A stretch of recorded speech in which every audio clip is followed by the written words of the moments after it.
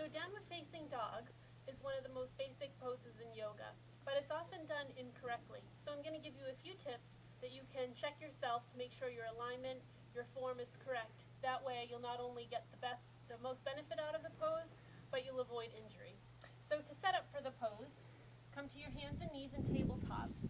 And you want to do a quick check here. This is the foundation that will bring you into the pose correctly.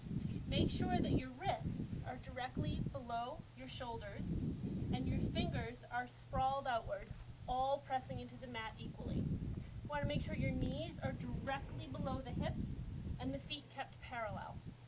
From here, curl the toes, press them into the mat, and lift the hips into the air.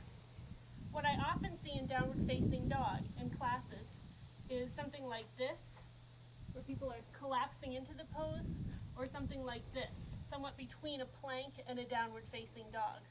The idea here is to really push off the mat with the hands and bring some weight back into the legs. So not all the work is in your arms. This will work the whole body. The spine nice and long, head hangs softly, and press your feet and hands into the mat for a proper downward facing.